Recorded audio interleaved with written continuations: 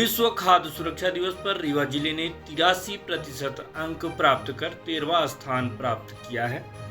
विश्व खाद्य सुरक्षा दिवस के अवसर पर देश के 266 जिलों के बीच आयोजित ईट राइट चैलेंज फेज 2 के विजेताओं को विज्ञान भवन दिल्ली में सम्मानित किया गया। आपको बता दें कि 7 जून 2023 को आयोजित होने वाले कार्यक्रम में सम्मानित करते हुए केंद्रीय स्वास्थ्य एवं परिवार कल्याण मंत्री डॉक्टर मनसुख मांडविय, केंद्रीय स्वास्थ्य एवं परिवार कल्याण राज्य मंत्री प्रोफेसर SPS बघेल द्वारा विजेता जिलों को प्रशस्ति पत्र प्रदान कर उन्हें सम्मानित किया गया है। गौरतलब है कि देश भर के 260 जिलों में से मध्य आयोजित प्रतियोगिता में 75% से अधिक अंक प्राप्त करने वाले जिलों को ही विजेता घोषित किया गया है। रीवा जिले ने 83 अंक प्राप्त कर देश में 13वां स्थान प्राप्त किया है। इस आयोजन में जिले का प्रतिनिधित्व ईट राइट चैलेंज फेज 2 के नोडल अधिकारी साबिर अली ने किया और उन्होंने प्रमाण पत्र प्राप्त कर रीवा जिले के मान को बढ़ाया है।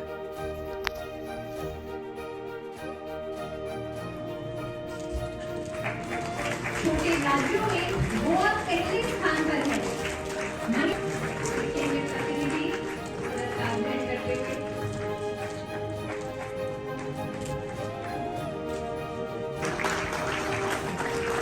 उत्तर प्रदेश का वाराणसी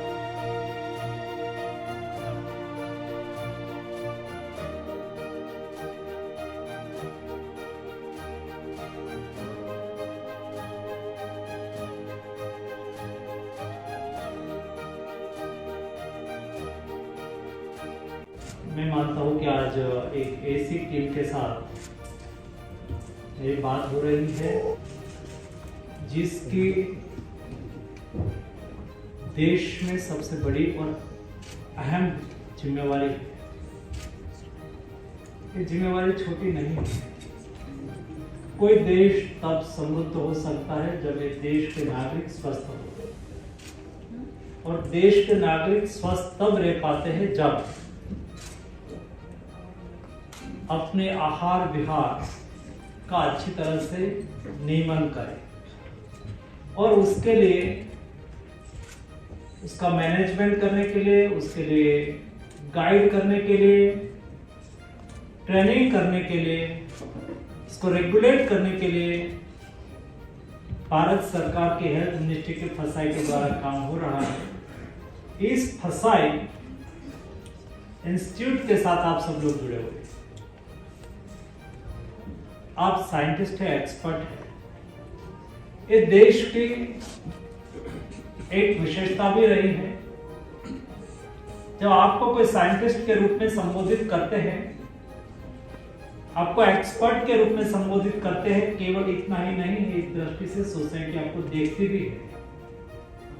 आपने कुछ रिकमेंडेशन किया है, आपने कुछ बात कही है, एक खाना चाहिए, एक नहीं खाना चाहिए, उसका स्टैंडर्ड क्या है, उसकी क्वालिटी क्या होनी चाहिए,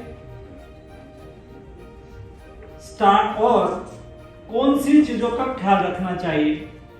जब आप कहेंगे देश अवश्य मानेंगे, लेकिन जब हम कोई स्टैंडर्ड बनाए, कोई सेफ्टी सुनिश्चित करे, तब हमें 2-3 चीज को ध्यान में रखनी होगी। हम मानक कौन सा एडॉप्ट कर रहे हैं, स्टैंडर्ड कौन सा एडॉप्ट कर रहे हैं। बघेल जी की बात से उसको ध्यान से सुन रहा था, उन्होंने मिलेट्स का उल्लेख किया और उसको श्री अन्न मोदी जी ने बना दिया, और उन्होंने जौ और इंडस सिविलाइजेशन के साथ उसको जोड़ा। दोस्तों, इंडिकेशन बहुत महत्वपूर्ण है। हमारा देश का खान पान हमारी तरह से होता है, हमारा मिनरल कंटेंट्स, हमारी जमीन में जो है, हमारा वाटर का जो स्टैंडर्ड है, कंटेंट है, उससे हमारा बॉडी का कॉम्बिनेशन बना हुआ है। हमारा कंपोजिशन कौन सा है, जिस धरती से आप पैदा होते हैं, एक धरती का आपका बॉडी का कंपोजिशन बनता है। और इसलिए हमारा खान पान जीवन शैली दो चीजों को जब हम स्टैंडर्ड तय करें तब हमारे सामने एक रेडीमेड स्टैंडर्ड है वेस्टर्न का, हाइजेनिक की दृष्टि से गुड, उसमें कोई हाइजेनिक की दृष्टि से दुनिया की बेस्ट प्रैक्टिस को फॉलो करो, मुझे उसमें कोई दो राय नहीं है। जब हम हमारा स्टैंडर्ड फॉलो करते हैं तब क्या आपने कभी स्टैंडर्ड फॉलो करते हुए या तो कोई रेसिपी तैयार कर रहे हो तब अपना ट्रेडिशनल किचन को देखा? हमारा पूर्वज जो 100 साल की आयु तक जिंदा रहे, क्या उसकी खान पान थी, उसके लिए कभी स्टडी रिपोर्ट तैयार किया? उसका पब्लिकेशन कोई फसाई के बुक में आया? या तो जिस यूनिवर्सिटी में आप काम कर रहे हो, जिस इंस्टीट्यूट में काम कर रहे हो उसके ऊपर आपने उस विषय पर कभी आर्टिकल लिखा क्या? दोस्तों, हमारा किचन एक बेस्ट फूड हमें कैसे खाना चाहिए, क्या खाना चाहिए दिन में, हमारा खान पान की दिनचर्या का खान पान क्या होना चाहिए? हमारा किचन, हमारा ट्रेडिशन, हमारी जीवन शैली, उसके साथ कभी मैपिंग किया क्या? आज से 50 साल पहले हम क्या खाते थे, क्या हमारी लाइफ थी, कैसे लाइफ थी, उसके बारे में कभी कंपैरेटिव स्टडी किया क्या?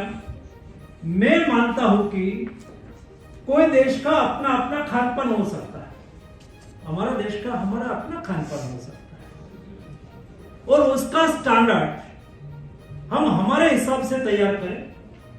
मैं मानता हूं कि तब जाके हम स्वस्थ जीवन जी पाएंगे।